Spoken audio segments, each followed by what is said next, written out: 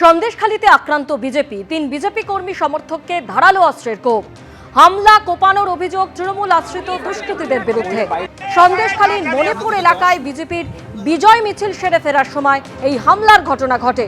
গুরুতর জখম 3 বিজেপি কর্মী, হাসপাতালে চিকিৎসাধীন।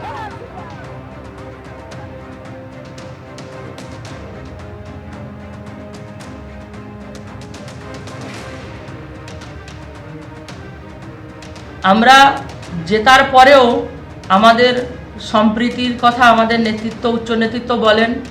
আমরা অত্যাচার সহ্য করে এসেছি দীর্ঘ 15 বছর ধরে, তারপরে আমরা সম্প্রীতির রাজনীতি করছি। কিন্তু আজকের সন্দেশখালীর পরিস্থিতি এমন জায়গায়, জেতার পরেও আমাদের কর্মীদের হাত কেটে নেওয়া হচ্ছে। টিএমসির এত ক্ষমতা এখনো অবধি সাহস পায় কি করে? ওখানকার 3 টাইমের মেম্বার, নাম ওনার অপর্ণা মণ্ডল, স্বামী গোবিন্দ মণ্ডল, 2018 থেকে 23 3 বছর উনি মেম্বার হয়ে আছেন। উনি আজকের বিজয় মিছিলের উপরে আক্রমণ করেন এবং আমাদের কর্মীদের হাত কেটে নেন। এর বিচার চাইছি আমরা। খেজুরিতে আক্রান্ত কংগ্রেস, অভিযোগ এবার বিজেপির দিকে। হিজলিতে পরিদর্শনের পর হেরিয়া হয়ে ফেরার পথে গাড়ি থেকে কংগ্রেসের ফ্ল্যাগ খুলতে বলার অভিযোগ সামনে এসেছে।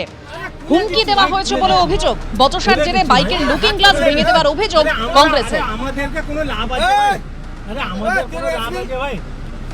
কংগ্রেসের কি অভিযোগ, পাল্টা বিজেপিও কি বলছে, রাখবো আপনাদের সামনে।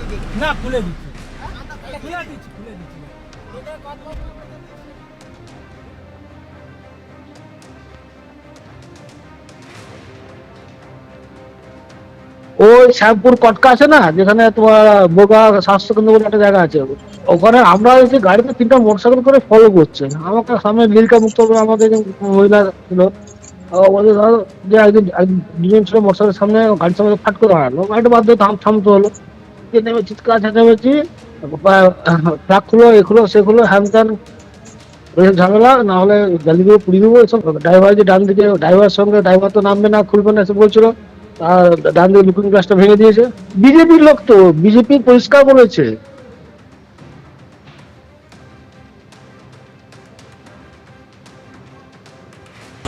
মাসুদ মল্লিক নামে কে একজন এসেছিল কংগ্রেসের পক্ষ থেকে, নাকি দক্ষিণকাঠি প্রার্থী ছিল। তো সেক্ষেত্রে আজকে ছবি তুলতে এসেছিল হিজলিতে। হিজলিতে অত্যন্ত দুঃখজনক একটা ঘটনা ঘটেছে, যেখানে সম্প্রীতির বাংলা, আমাদের এই খেজুরি, সম্প্রীতি খেজুরি, ঐক্যের খেজুরি, হিজলি, আমাদের হিজলি শরীফ, মৈত্রী হিজলি শরীফ, একটা শর্ট সার্কিট নিয়ে একটা ঘটনা ঘটেছে। সেটা পুলিশ তদন্তাধীন রয়েছে।